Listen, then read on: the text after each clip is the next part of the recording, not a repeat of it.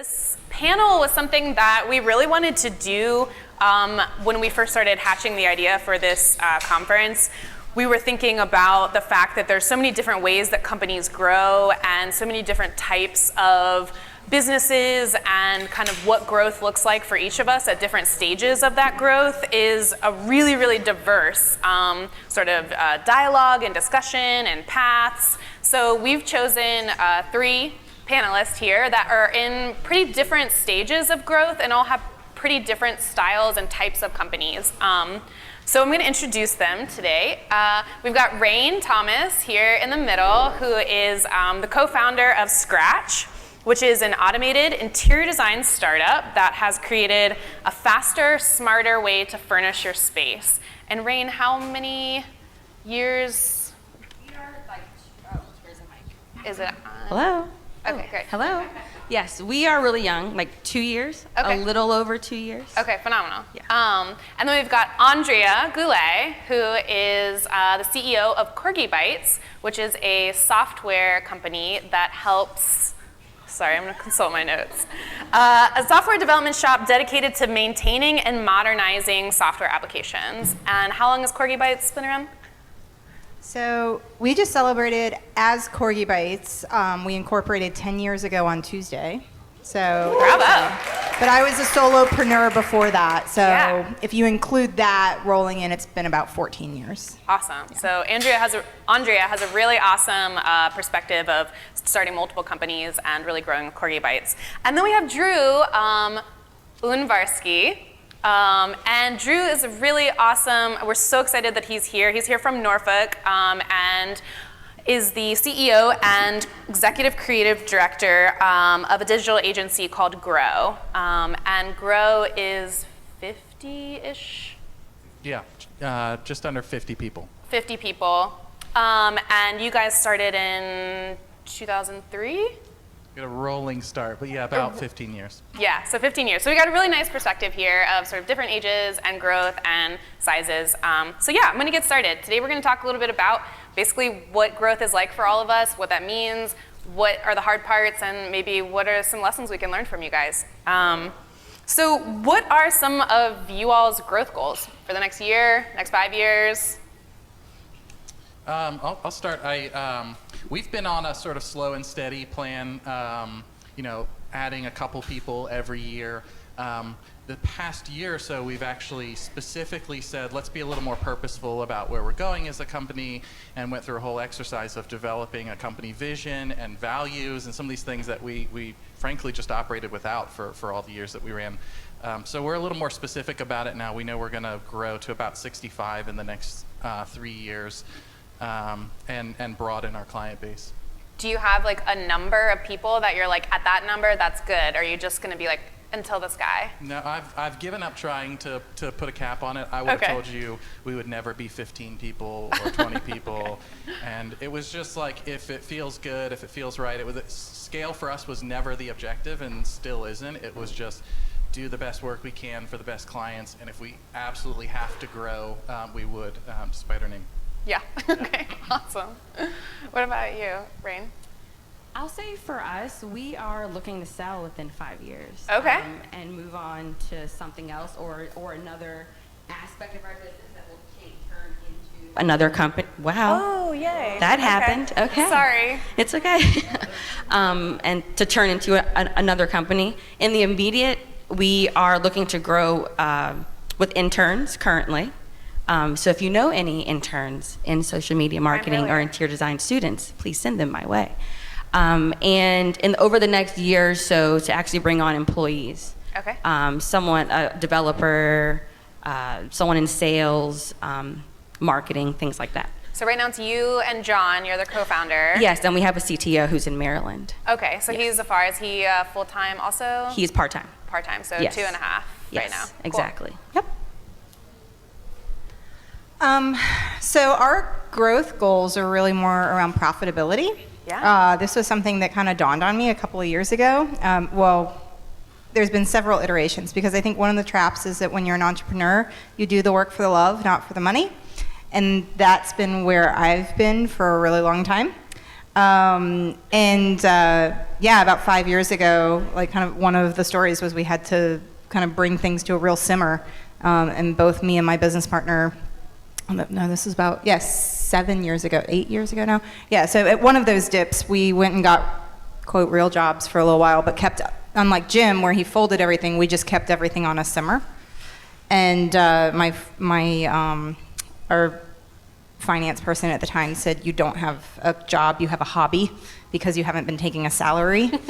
And so this time it's, we've been inching towards actually paying ourselves salaries that are in line with the market and making sure that we've got really healthy distribution. So for us, it's not about headcount, it's not about revenue, it's really about, at the end of the day, what's the money that you bring home.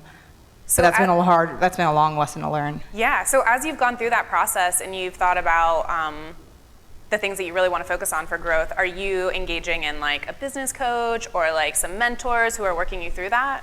Constantly. Okay. Yeah, I think that's been one thing for me, is having a good set of folks around you. And if you don't, like, one of the ways that kind of I got introduced to everybody was that we had our own little mastermind group for a little while with some folks right here in the room, where we were all at very similar stages, and we noticed that, hey, there's not anyone here that we can bounce ideas off of, so we would meet once a month, and that was incredibly valuable, just to feel like you're not in it alone.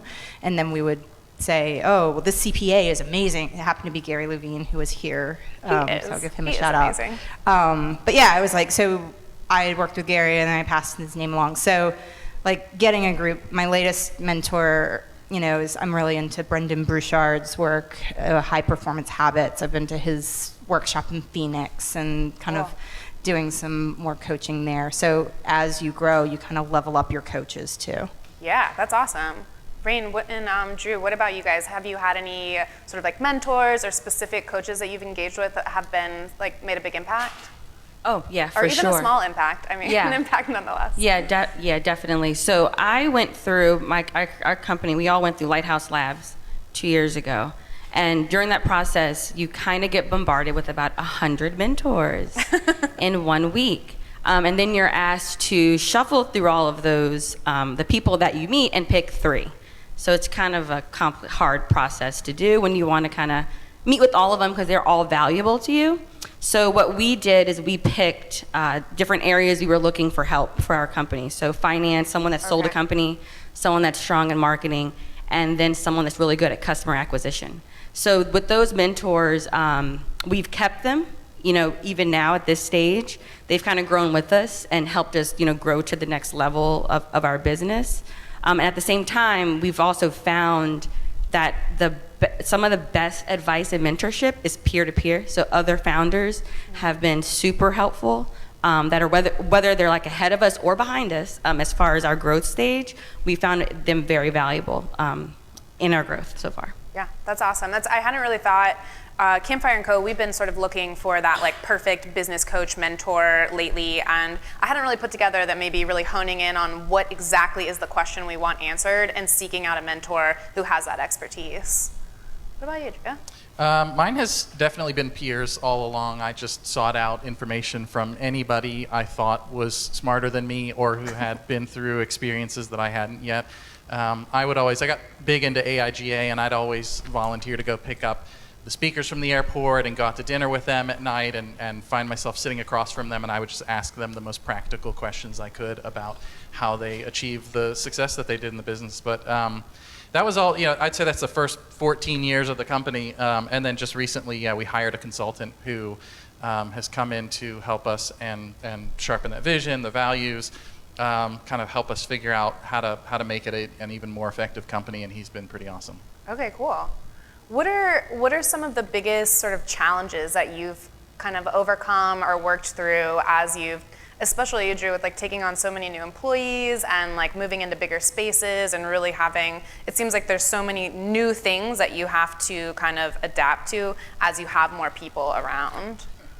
So, yeah, I don't know if this is an inspiring or a terrifying message to you here, but what I've learned in 15 years of doing this is that like there's a never-ending series of challenges. Like you solve one thing, and you break another, or you discover 2 more things to fix. So yeah, it's just a constant series of things. All of them, like hiring your first employee is terrifying. What happens when a client says they're not going to pay you? I mean, all those things, like every one of those scenarios. And I would just say for all of them, it's like, well, who do I know who can help me figure that out? Just talk to somebody who can, or just try it. And if it doesn't work, then you were wrong. And if Try it works, something else. then go with it. Yeah, definitely. Last spring, we had to make a really tough decision. We had lost a big client, and one of the challenges that I had to go through was, do I choose what's best for the business in the long run, or do I choose what's best for the individual employees? And that was a really gut-wrenching, difficult decision. And when you have good people around you, they help you make that decision.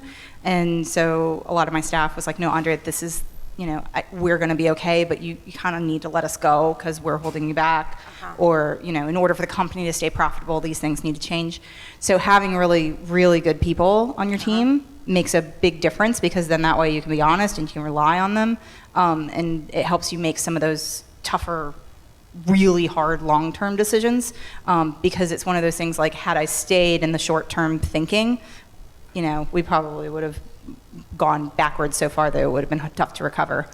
So Definitely. I have a follow-up to that. Some of the reading that I was doing, like watching some of your videos, and then also some of the work that you've written online, Andrea was named one of the top 15, 14? One of the top, I hate talking about myself. LinkedIn named me as one of the top 10 professionals in software under 35. Yeah, so bravo. But you're also a great writer in some of the work that I was doing my research. And so